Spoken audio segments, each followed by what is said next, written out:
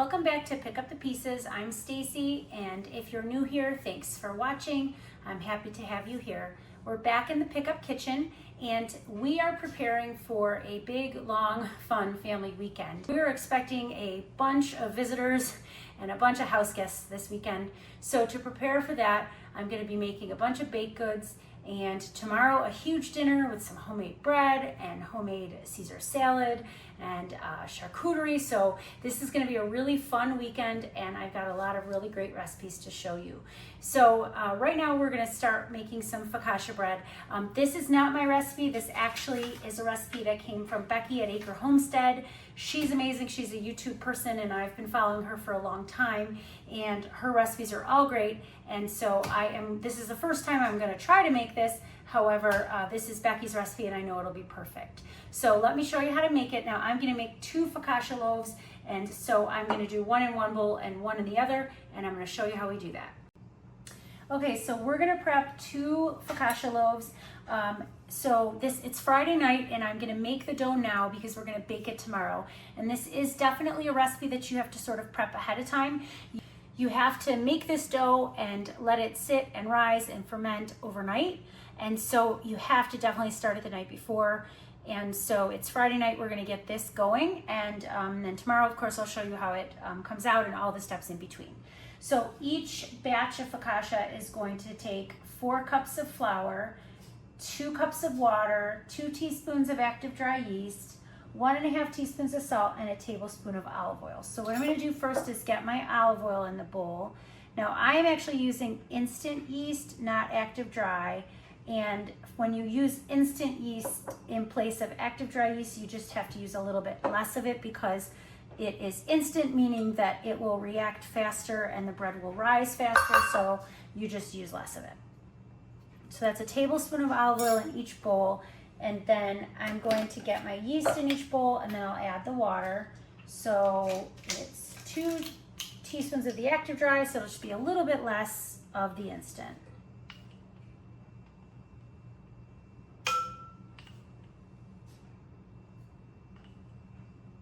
And I keep my instant yeast in my fridge. So it comes in like a big brick. I get it at Restaurant Depot. I will put all of it in a bigger glass container or plastic container with a really good lid and put it in the freezer. And then I take out a little bit at a time, put it in this jar in my fridge. And then as I use it up, I just refill that jar. So my yeast is in there, and now I'm gonna add 2 cups of room temperature water to the bowl.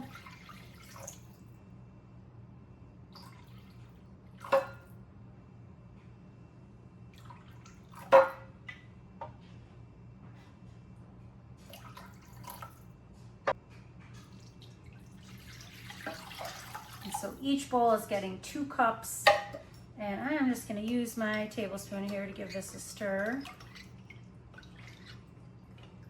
And you'll see the instant yeast start to bubble pretty much right away. You really don't have to wait with instant yeast to see if it's active. I know my yeast is new and fresh, and I know it's going to work for me. So I do not have to, wait 5 minutes or something to see if this is going to work. I know it's going to. I'm just sort of making sure it's dissolving, and I've got a little clump on the back of my spoon, so I'm just gonna get that off. There we go. My hands are clean, and my family will be eating this, so it's okay if I'm touching something. All right, so then we're going to add salt. Now with baking with yeast or cooking with yeast, I don't add the salt till after I've added the flour. I've read at times that the salt can stop the yeast from working or maybe hurt it, so I just wait till the end. So I am going to do my 4 cups of flour now. Oh, this is bread flour, not regular flour. So I have flour in large buckets. I buy my flour in bulk, and I get it at Restaurant Depot. And so I feel like all of my videos lately have been an ad for Restaurant Depot, but it's not a sponsored video, and they do not sponsor me. However, I do shop there a lot. So this is actual bread flour in this recipe, not all purpose, and we're gonna use 4 cups of it. So I'm gonna get my flour, and I'm gonna add 4 cups to each bowl.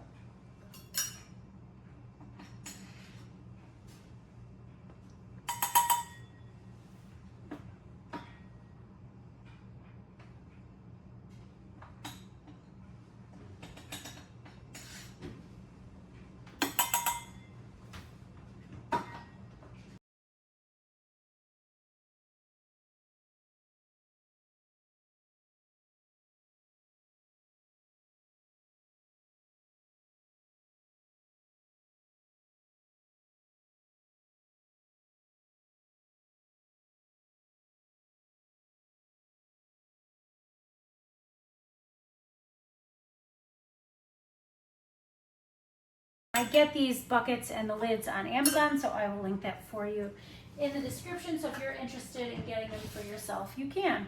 All right, so I've got water, yeast, and the flour. I put the olive oil in. Now I just need salt. Salt, I need 1.5 teaspoons. I'm gonna do one, and then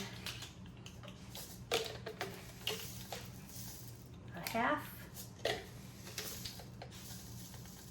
and a half. And now I'm just gonna grab a wooden spoon and we're gonna give these a mix. And this is not a recipe that you really need to use a mixer for. This dough does come together pretty easily with just your wooden spoon.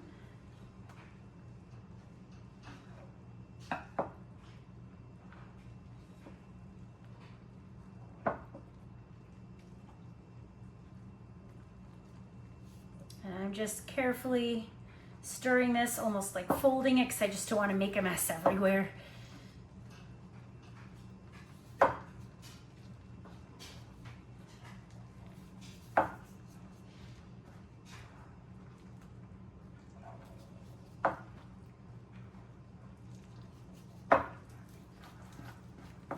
As it comes together a little more, you got to use a little bit more arm power, but this is exactly what you want. You want it to come together in kind of a shaggy dough, and the dough will be kind of wet looking, and that's completely fine.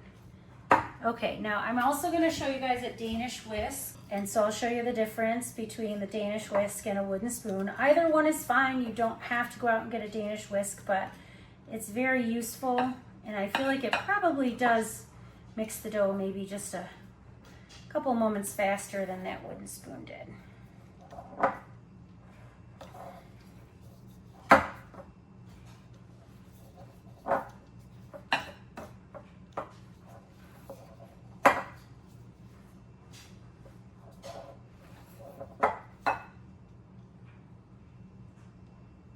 Here I'm just going to get the dough off the whisk and finish up mixing that.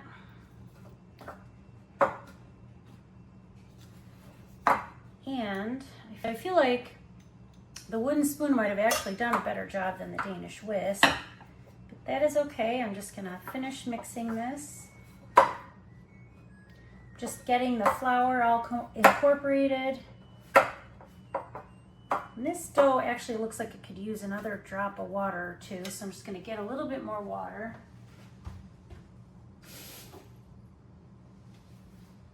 I feel like my measuring cup didn't have quite exactly 4 full cups of water in it when we started this, so just adding a little bit more water, and that looks and feels a little bit better to me.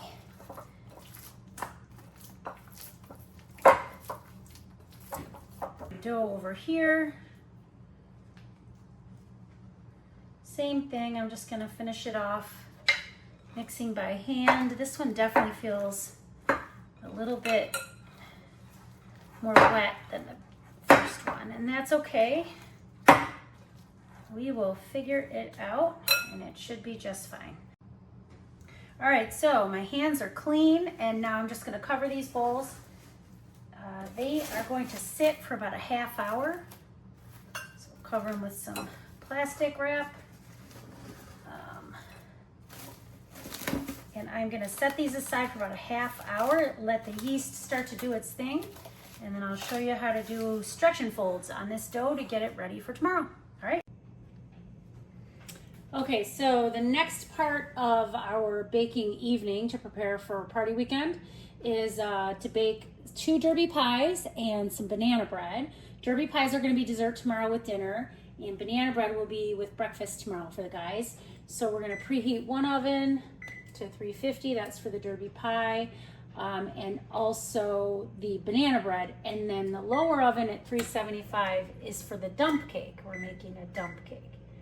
So there we go. We are going to now make derby pie, banana bread, and a fruit dump cake. So that's what we're working on now. So when I make derby pie, I usually make 2 at a time, It is a huge family hit.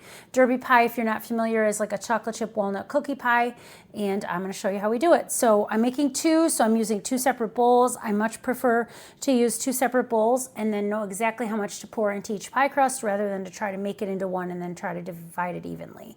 So I've got 2 eggs in each bowl, and then I am going to add 1 stick of melted butter. So all I did was melt butter in the microwave. The original recipe, so this recipe is something I've been making since I was a kid. And the original recipe called for margarine. And if you're of a certain age, you probably remember when margarine was the thing. But I have made it with margarine, and I have to say I prefer butter. It is tastier with butter. So 1 stick of melted butter in each bowl. Then we are going to add 3/4 of a cup of sugar to each bowl. The original recipe had called for a cup of sugar per bowl, but I found it to be too sweet, so I cut it down. And my sugar is in one of these big buckets. So I'm going to grab that. So 3/4 of a cup of sugar in here. 3/4 of a cup of sugar in there. If I'm ever missing measuring cups, I go look in the buckets. Okay, so then 1/2 cup of flour goes in each one. And this we're making with all-purpose flour, not bread flour. And when I scoop my flour, what I do is I use a scoop to scoop the flour into the cup and then level it off with a butter knife. I don't sift my flour, I just kind of fluff it into the cup and then use butter knife to level. So 1/2 cup in there. I love this recipe. It's very easy. Everybody always loves it. It's great served warm with some vanilla ice cream or maybe a little fudge on top. It's really good cold as well. It's essentially like a chocolate chip cookie with walnuts, but in a pie crust. All right, then we are going to add about a tablespoon of vanilla to each one. I don't really measure my vanilla with a spoon. I measure it with my heart. So we put that in there. And now we're going to mix these. So I'm going to use 2 separate spatulas. Again, it's just easier. I don't mind cleaning an extra bowl. I don't mind cleaning an extra spatula because then I know that I have made the pie with the exact ingredients that it needs. And really all you want to do is just mix this to combine. And same thing with the second one.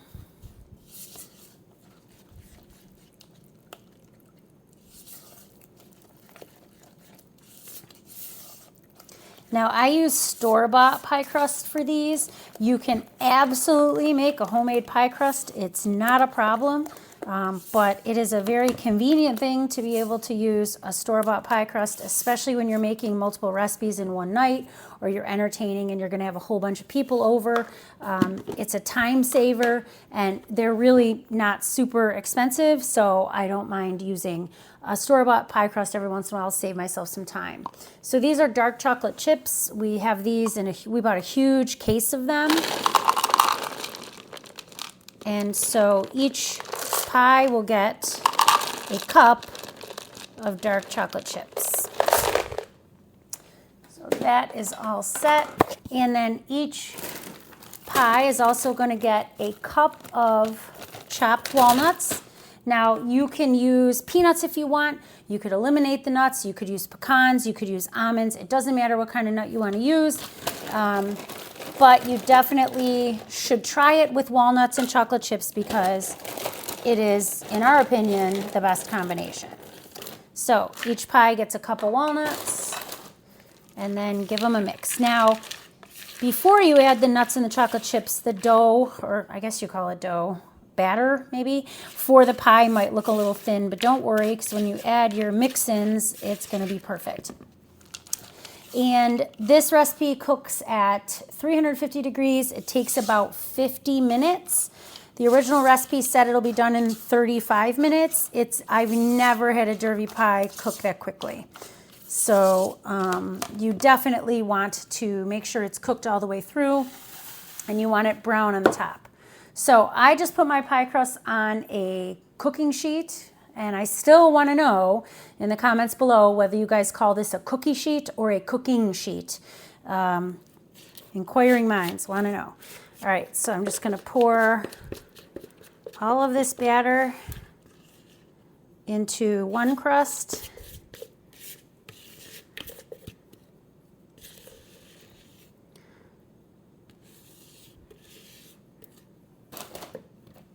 And then if you need to help it spread a little, that's fine. And then our second one.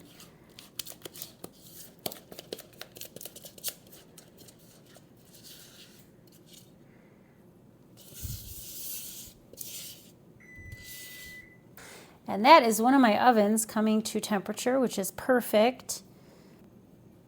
We're going to continue on to the banana bread because I believe the banana bread and these pies will cook for approximately the same amount of time at the same temperature. So I'll put them in at the same time, and so I'm just going to move these to the side, and then we'll get going on the banana bread. All right, so banana bread. I'm just going to use one of these loaf pans here. Now, I can't remember if this banana bread recipe makes 1 loaf or 2 loaves. I was trying to remember, but I literally cannot remember. So, let me get some of this out of the way. I will clean that up later, but I just sprayed my loaf pan with some nonstick spray, and then I am going to get this banana bread going. So the derby pie recipe, like I said, is an old family recipe, and I'll put that in the comments for you. This banana nut bread recipe I got from theseasonedmom.com. It's just her banana nut bread recipe. I can certainly link this in the comments for you. It's not my recipe, but it's hers, and it is really good. So then she just says, in one bowl, mix the dry ingredients, in another bowl, mix the wet ingredients. So we're going to get our bananas. Now, sometimes when I'm baking, I don't really want to mess around with extra bowls or extra steps.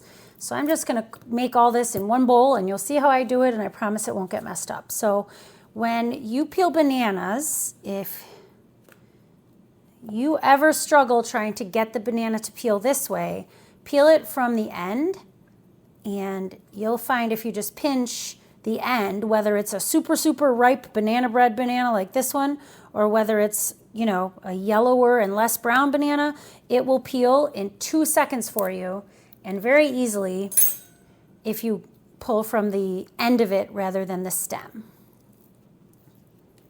So these are really, really ripe, but that is okay because they're going to make perfect banana bread. I don't know about you guys, but anytime I buy bananas, we either eat them all right away and we don't have enough, or they all go gross on the counter. There's no in between with bananas. So I'm just going to take my fork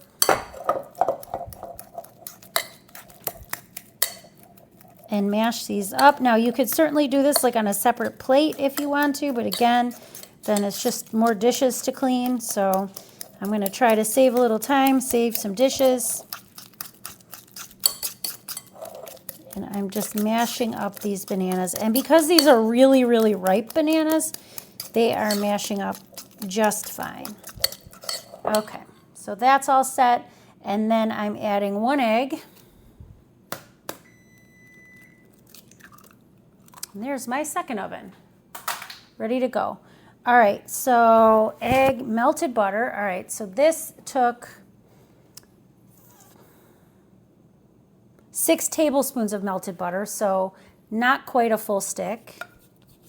I just melted this on the in the microwave. So that is good to go.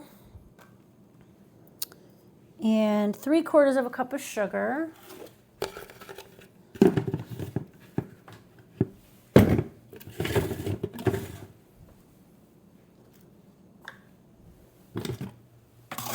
You guys, but when I see sugar in a recipe, I consider it a wet ingredient. Like usually they'll have you mix like your dry ingredients in one bowl and your wet in another. And usually sugar is considered a wet ingredient. So that is why I'm putting it in with the butter and the egg. I'm just going to get butter, egg, and banana. Okay. Then I'm going to add vanilla.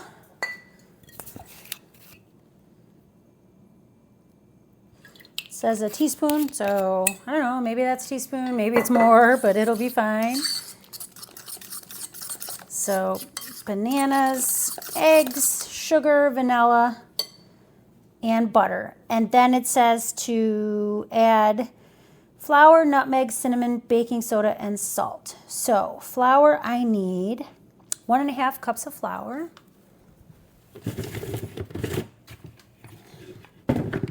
So I'm using my half cup measure, so 1.5 cups will be 3 half cups. And I'm just going to put this on top of the wet ingredients. I'm not going to sift it. I'm not going to mix it in a separate bowl.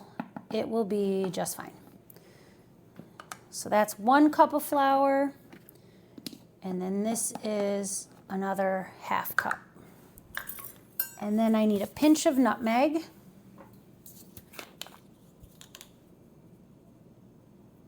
So about that much. A pinch of cinnamon.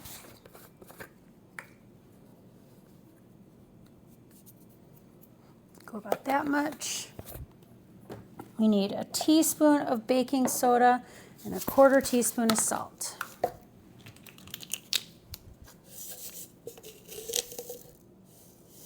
So salt. And then a teaspoon of baking soda.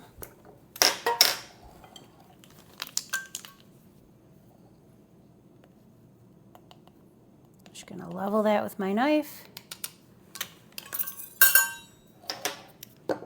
Okay, so I'm just going to check my ingredients, make sure I didn't miss anything. We've got flour, nutmeg, cinnamon, baking soda, salt, banana, butter, egg, sugar, vanilla, and then this recipe does call for walnuts, but because I'm putting walnuts in the derby pie, I am going to just add chocolate chips to this, and not quite as many chocolate chips in this as I did the derby pie. So I'm just going to add like a handful or so of chocolate chips to the banana bread.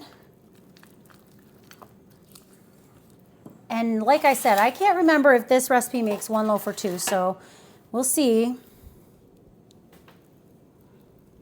I think it's just 1. That's okay. I feel like having too much is just too much. So we're going to stick with 1 loaf of banana bread. Initially, I was thinking I would maybe do 2 loaves, and I would do 1 with like banana nut and 1 just banana chocolate, but I think it's just going to end up being too much, and it may not all get eaten. And so I saved myself the time and just decided to go with 1. Okay, so I'm just going to make this level.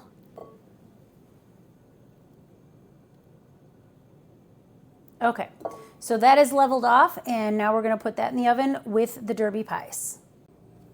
All right, so 350 degree oven. We are going to put our derby pies here and our banana chocolate chip bread there. And we're going to set our timer for 50 minutes, and I'll be back to show you what that looks like when they're done. Okay, so the recipe for the focaccia said that after the first half hour that you have to do some stretch and folds. And well, I got a little bit busy and I sort of forgot. And it's been an hour, but I figure it's probably okay. So I'm going to just take my saran off, and you can see definitely that the yeast is working. So that's great. And both doughs do look wet like they're supposed to. Becky from Acre Homestead does a great job of explaining how to make this. She does show it in some of her videos, and I've watched it. So you have to get your hand slightly wet, and you have to stretch and fold, do this 6 to 8 times, and then let the dough rest, and then repeat this for a total of 3 times. So you, with your wet hand, you do this, and this. And this basically builds up your gluten in your dough, because you want, like, the bread flour, which has lots of gluten in it, you want it to, like, you want, as it sits, for the gluten to develop in the bread, is what I'm trying to say. So when you do this, you are basically helping that gluten structure to form in the bread, and then you're going to get a really good texture in your bread when you do this. So I'm just gonna, she said do it about 6 times, so I think that looks good for that one. Now you just cover it back up and you let it rest for another 30 minutes, and I'm just going to do it with this one. So wet your hand.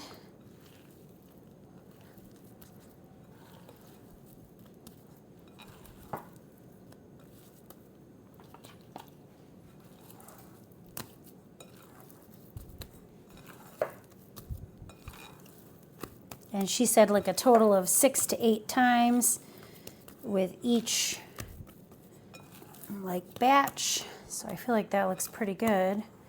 And then you're just going to cover this and wait 30 minutes and do it again, and then wait 30 minutes and do it again. So it looks like a total of 3 stretch and folds. So we'll be back to this in about 30 minutes. All right, so now it's time for dump cake. Now, for those of you not familiar, dump cake was something I think that was really popular maybe in the 2000s. My grandma used to make it all the time, and I love it. Normally what you would do is you would take 2 cans of any kind of pie filling, cherry, apple, anything, and it could even be a combination. It could be like 1 apple, 1 cherry, and you put them in the bottom of your baking dish, and then you top it with cake mix and dot it with butter and bake it. That's the basic premise of dump cake, is that you're just dumping everything in a bowl. Super easy, and it's really surprisingly delicious. I have a blackberry bush in my backyard. It grows tons of blackberries. We just get bags and bags and bags and bowls and bowls and bowls of blackberries off this bush. So I like to come up with ways to use them. I also had some nectarines in my fridge that I wanted to use up. So I looked up a recipe online, and I'll link this below for you if you'd like to try this. Because I'm not using canned fruit with all of the juices and syrup and thickeners and whatever, I have to basically make my own kind of canned fruit in a way. So this is 3 pounds of fruit. Now I want to show you the easiest way to cut like a nectarine or a peach or even a plum, anything with a pit inside of it. So I take my knife, and just be very careful, don't cut yourself, and I go around it halfway, and then I just make slices all the way around the thickness that I want, all the way till I get to the end. And then when you get to the end, all you have to do, as long as you have a ripe fruit, is just pull all of your little segments right off the pit. That's it. You don't have to cut it in half, try to rip it open. You don't have to try to dig or cut the pit out. That's all you have to do. So with this 3 pounds of fruit, I'm going to add half a cup of sugar. Now the recipe said, though, if your fruit is tart, to add more than half a cup. So these berries are pretty tart. They're not super, super sweet. And I pulled these berries out of my freezer, and that's fine. The recipe said that you can absolutely use frozen fruit or fresh fruit. It doesn't matter. So I'm going to do half a cup, and then I'm going to do maybe like another 1/4 cup, just a little bit more sugar, because I know that these berries are a little tart. And this sugar, for some reason, my bag of sugar here got a little lumpy on me, so that's fine. I'm just going to break up some of these lumps. Okay, now I'm also going to add 2.5 tablespoons of cornstarch is what the recipe calls for. Now, I don't like using cornstarch. I prefer potato starch. So this is Bob's Red Mill potato starch. You can substitute it just like you would for cornstarch, and I prefer to use that over cornstarch. So that is in there, and then I just need 1/8 of a teaspoon of salt, kosher salt, and I did not cut myself. That's berry juice. Looked like I really hurt myself there, but it's just juice from the berries. So that's all in there, and now I'm just going to grab a spoon. Okay, so a spoon, and I'm just going to mix this all up. And all you want to do is basically evenly coat your berries and whatever other fruits you have in there with your cornstarch and your sugar and your salt.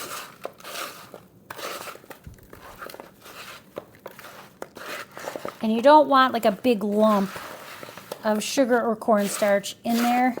So you just want to make sure to fold it around a couple times so that you get it all evenly distributed. Now the liquid from the berries and the nectarines that kind of come out in the cooking process are going to sort of thicken up and become really nice and sort of the consistency of pie filling now because we added that potato starch. So I'm just going to prepare my pan here now that that is ready.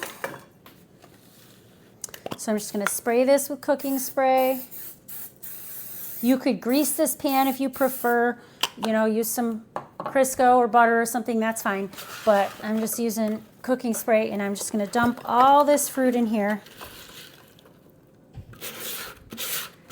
And you want to get all that good stuff from your bowl in there because that's that sugar and cornstarch and everything, and you want that all in here. Now these are going to cook down a little bit, so they will sort of flatten out on you. Okay, so I got all of my fruit. Now we are going to top this with a box of cake mix. Now you can absolutely use different varieties. You can like do like a cherry pie filling with like the devil's food cake. That's delicious. You can use even like one of the pumpkin spice cake mixes. We are using just a vanilla or yellow cake, but you could use the white cake mix. It doesn't matter. You pick what you like, and you can really come up with like endless combinations of dump cake options and just be creative with it. So all I'm gonna do is sprinkle this cake mix evenly over the top. It's okay if some of it kind of sinks down. It's not a problem. But you're going to use this whole bag of cake mix. And like I said, just evenly distribute it.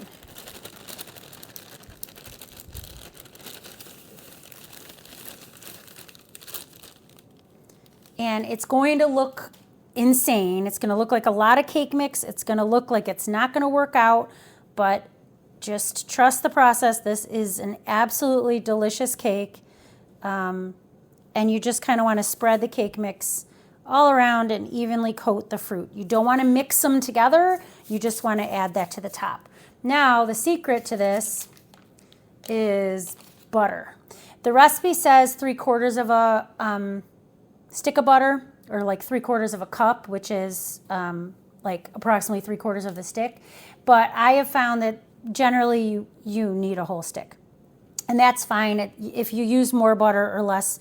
You don't really want to use less butter. That's the thing. You want to definitely use enough butter because what's going to happen is while this bakes, the butter's going to melt and the juices from your fruit are going to kind of bubble up and everything's just going to kind of magically combine. And you're not going to end up with dry, weird cake stuff on the top. It's going to be delicious. And you'll see it's almost in a way like a cobbler, but not quite. You'll see when it's done, and I'll show you, of course. So I'm just going to keep dotting all this butter. When this butter was still kind of cold, I sliced it really as thin as I possibly could slice it with like a paring knife. And that's the secret. You really want like thin slices of butter, and you want to do your best to evenly distribute it over the top. You don't want to leave any dry spots. And like I said, an entire stick of butter is usually what you end up needing. So there's just another little dab, and there, and that should be good.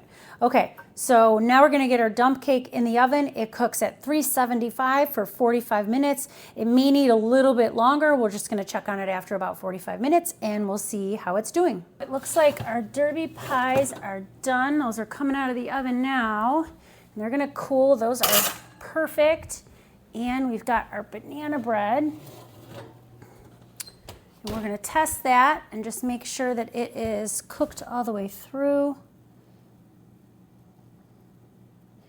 And it's got just a little bit of dough still coming up on the toothpick. So I'm going to put that back in for about 3 more minutes.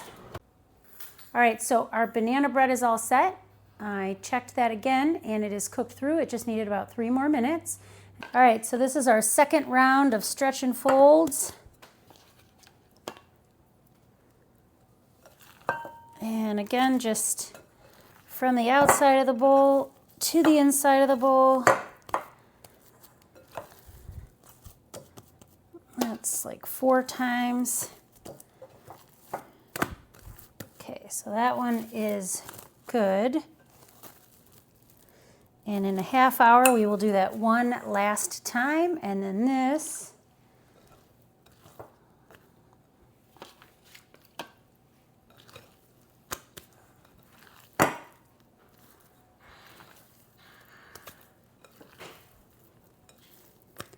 We just got to do that maybe 2 more times, and then we will do this again in a half hour, and then we'll be all set to put these in the fridge overnight. Our dump cake is all set, and it looks amazing. It is hot. You definitely want to give this a few minutes before you go to eat it. Maybe an hour or so. If you end up with any like dry bits of that cake mix and it is, you know, lingering and you didn't get enough butter on there, like to get it to be smooth, you can just dab on a couple extra little dabs of butter to those little dry spots, put it back in the oven for 3 minutes or so, bring it back out, and you should be all set. But this is what it will look like when it is done. And like I said, you definitely want to let this cool. This is really good, even as leftover. You want to put this in a bowl. You can add a little bit of vanilla ice cream on the top or whipped cream, and it's going to be amazing. So, all right, so we are back now with the last stretch and fold for the night. Then I am done for the night, and these will go in the fridge and hang out until tomorrow, and then these will get baked tomorrow. I'm going to do one of these focaccia with cherry tomatoes from the garden and garlic, and then I'm going to do the other one with some green olives and garlic, and so that should be delicious. And that this bowl of focaccia seems to be a little bit drier in texture than this one. So I'm going to actually have this one be the tomato one because the tomatoes will add some moisture to it. And so I think this will be perfect since the dough's a little drier. And then if I add tomatoes and they have some moisture to them, it's not going to mess up the consistency of the focaccia. This one's a little bit wetter, and that's fine. I'll do this one with the olives, and then we should be good. So just the final stretch and fold. This just, again, develops the texture of the bread. This is bread flour, and you want to develop the glutens in it so that you get a nice chewy texture to your bread. So that is all we're doing here, is developing that texture and then fermenting this in the fridge basically overnight, allowing it to slowly rise is going to give it really good flavor. So I'll see you tomorrow, and I'll show you how to do the final steps for this bread. Good morning. So we are now at Saturday early afternoon, and we are on the next step of our focaccia bread. So the recipe yesterday had us make up our dough, do our stretch and folds, and then put it in the fridge overnight. And so now I'm just gonna get that wrap off of there. Got 2 of these ready to go. So the next step is going to be to get them in their pans that they're going to be cooked in and let them rise again. So I'm going to put 3 tablespoons of olive oil in each baking dish, and we're going to add the dough to the pan after we do one more stretch and fold with each dough. I'm just eyeballing the olive oil. No need to be specific and precise with that because we are going to even add some more on the top later. So I'm going to do a final stretch and fold here.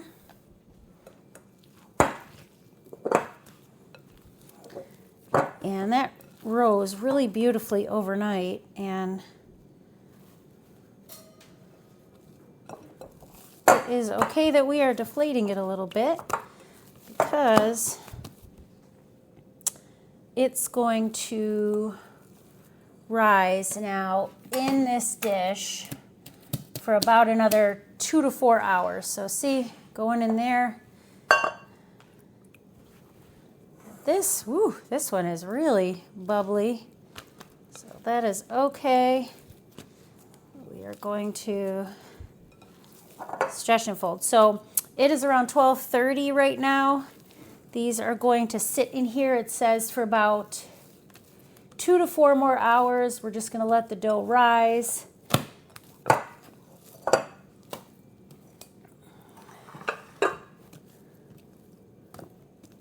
And then after 2 to 4 more hours, we're going to press this down in the pans and kind of give it its dimples. I'm going to put some tomatoes and garlic on this one, and I'm going to do some green olives and maybe some garlic on this one, and then we'll bake them up and we'll see how they turn out.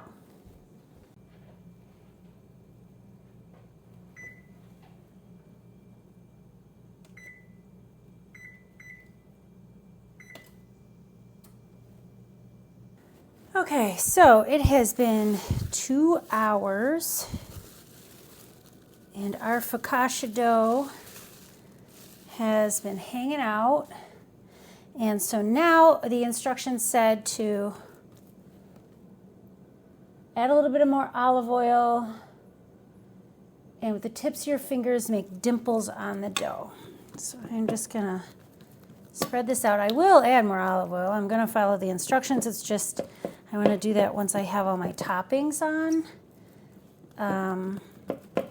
But basically you want to make like finger marks in the dough. And so then same with this one.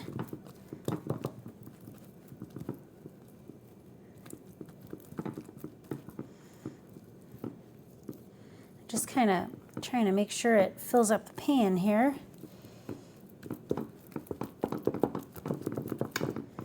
Making some finger marks, giving that like a little stretch so it gets all the way to the edges.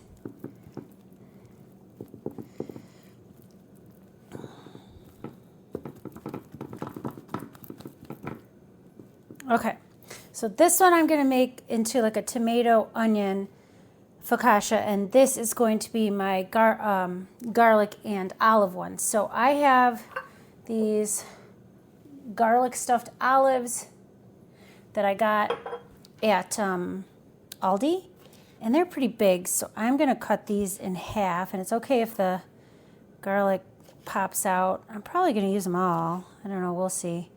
I only have about like 12 olives left, so I figure 12 olives is probably, if you're making olive bread, you might as well make olive bread. So I am going to cut these.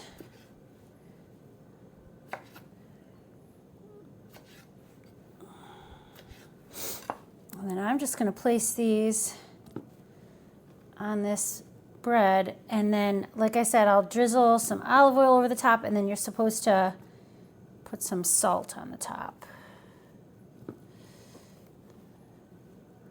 So green olives and garlic. These look delicious. And I guess we'll see how it comes out. I have never made focaccia before, so I am no expert, but I can follow instructions. So I figure this might work. All right, and so we're going to drizzle a little bit more olive oil because that's what the recipe says to do. And then I think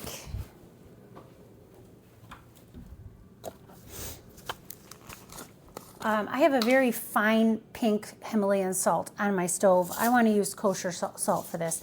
I think a little texture on this bread is going to be good. So just a little bit of that on the top. That one is ready to go into the 400-degree preheated oven.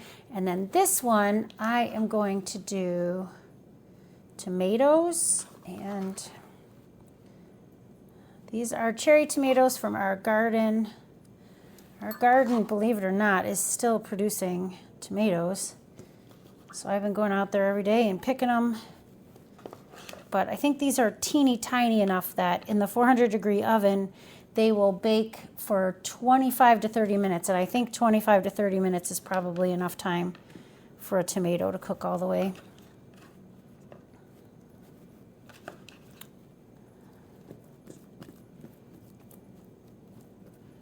I think that looks pretty good. One more for good luck maybe. And then these are the garlic cloves that I slow roasted on my stove. So I'm gonna kind of place these, and they're cool. So they're in some olive oil, but they did cool down. So I'm just gonna kind of shove these in the bread dough, yeah. And then I think for this one, so you got to put more olive oil on it, so I am going to drizzle some of this olive oil.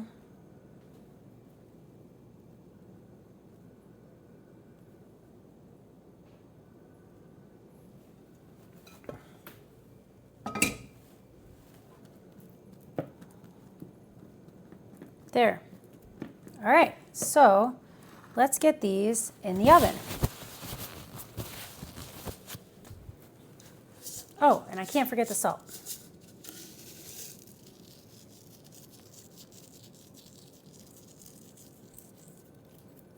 Good. All right, now we're going to the oven.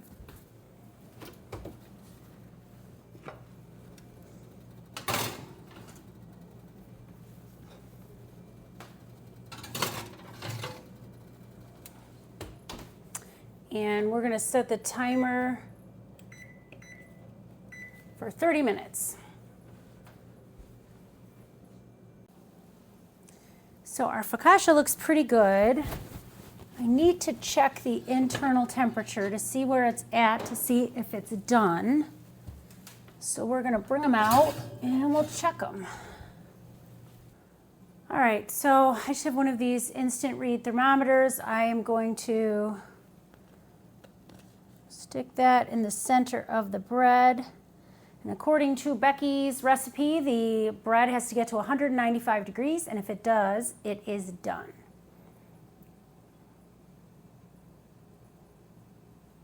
Yeah, looks like we are above that. So far, that was the olive loaf. And now we'll check this one.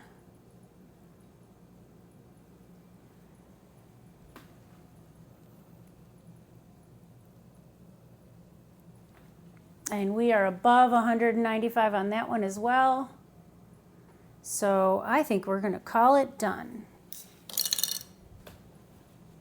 The recipe says to get them out of the pan and put them on a wire rack to cool the rest of the way before you eat them. And it does also say that you need to wait a little while to eat them, maybe about an hour. And we're not having dinner for at least another 3 hours, maybe 2.5 hours. So that would be perfect. So the bread will continue to cook inside a little bit as it sits. It's carryover cooking, and but it will be perfectly ready to slice and eat when we are ready in a little while. Thanks for joining me for a very busy day of baking.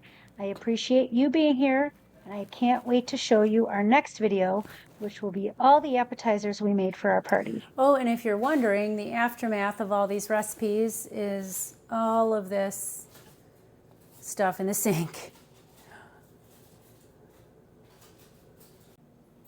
There, that is much better.